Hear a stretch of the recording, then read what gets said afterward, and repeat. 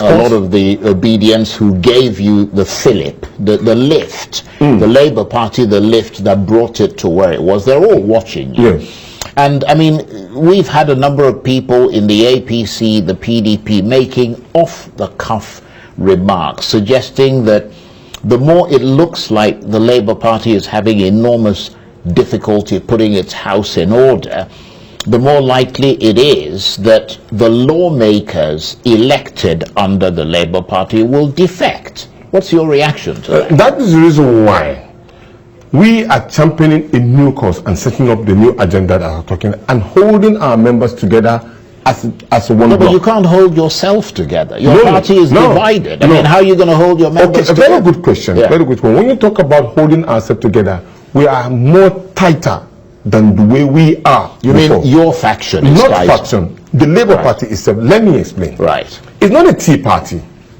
Nobody thought that probably the Labour Party would get to this particular level. And you think those who have already manipulated this, our collective interest, will stand abeyance and watch us, how we rescue the country? They have already enjoyed in terms of corruption and way of institutionalizing them in social malfeasance that affect negatively the interests of the people. And so they find it difficult to make a change from the old order to a new order. So they will do everything within the box to ensure that they cause a lot of havoc within the party. But now here is the catch. We have refused to be intimidated. Ab initio. We have refused to be divided. We've put on course what we intend to do, to a point that the voice of our principal has now been mimicked in such a way that you would think that somebody is speaking like Peter Obi. Right. And I give you an example of what happened. Just 2 days ago or 4 days ago, we were at the court. A gentleman approached us at the court, and he said that His Excellency Peter Obi actually called him to tell him that I'm on my way to your workshop. I've said this thing before. We are on my way to your workshop. But then all of a sudden, that Peter Obi started speaking Igbo language to him. And then the next thing he said was that, I'm sorry, I'm not Igbo. Then he said Peter Obi hung up on him. So he came to court to challenge our principal that, so you are a religious and tribal bigot. And interestingly, we draw the attention of His Excellency. He said, please tell that gentleman to wait for me. I'm coming out of the court. Immediately I come out of the court, I will listen to him. He now according, gentleman, do I know you? He said, no, of course. Do I have your number? He said, no. And do you know who this gentleman is? The son of the former governor of Kogi State, Abubakar Audu. So he's not just a bystander. He's a respected person within the society. And he represents the interests of the Nigerian youth in a way. So the drama continued. Right. And again he confirmed that Peter Obi just told him, I just arrived from UK, 3 a.m. And from 3 a.m. I'm here in this particular room. So there's no way I would have called you. It was embarrassing for the young man. But at the end of it all, the young man now started snapping pictures. We now got him a new convert.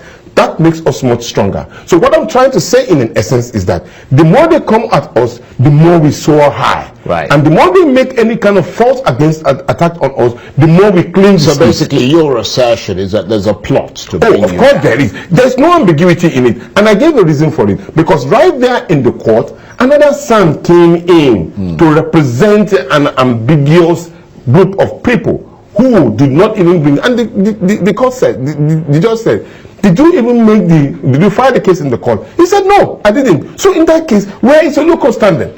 And this happened in the court.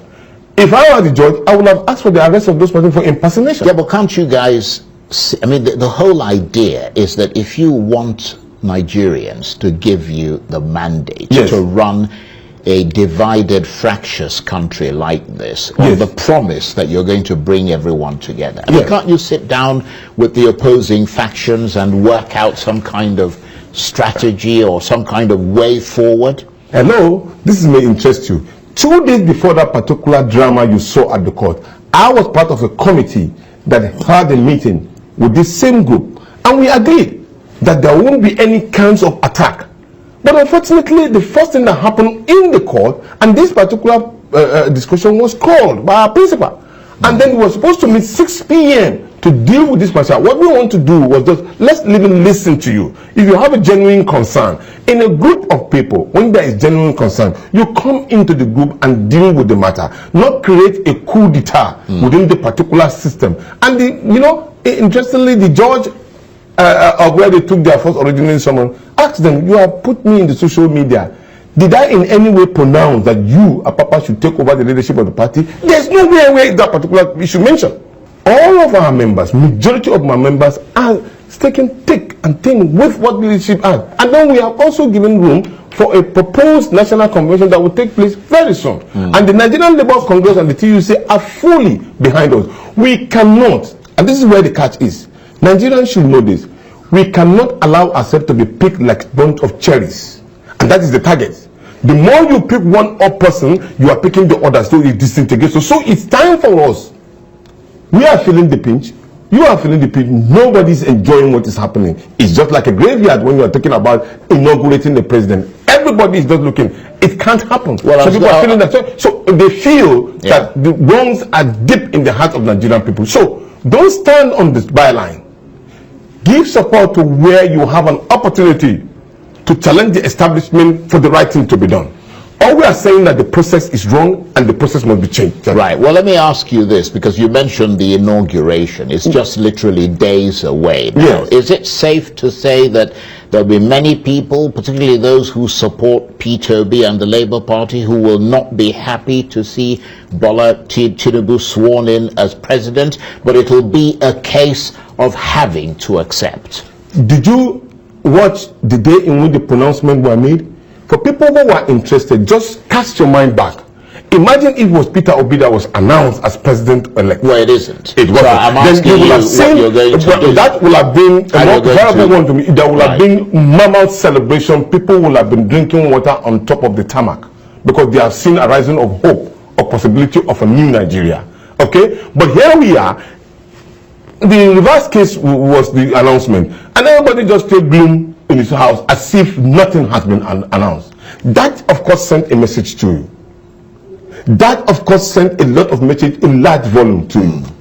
The Nigerian people are not happy. I can say so. Yes, some people may say some of them are happy, but they are trying to do, okay, let's make do with some of the situation that's happening. But how long can we continue to make do with what happened? We have already just barely came out of an 8 years of a very treacherous and unbelievable governance. That all of us up to today are indebted to our children, unborn children. We cannot move from point A to point B. We are still scared. We are not looked at with a lot of respect in the eye of community of nations. We have already left a country where it is so much in a consuming state to a point that you are consuming even to your bone marrow. That is not the way to run a government. And we are saying that we've given you an answer. We are changing your docility to activity. We are moving you from a consumption to a production nation. We are moving you from insecure nation to a secured nation. In theory, you are. Not in theory. But you don't practical. have the, Even in our the capacity to do it. We have the capacity. No, what I mean is that you're not in power. Oh. And the APC and Bola Tinubu are in power. But these are the same things that they say they want to achieve. Maybe you should... We have not lost hope. Right. Not at all. We are so much determined. I have never been so encouraged that what happened at the court the last time. His Excellency said, Tanko, we need to continue to be focused. The Nigerian people need to continue to be focused, because it's out of focusedness that you get to see the ray of the light at the end of the tunnel. And I believed. Okay.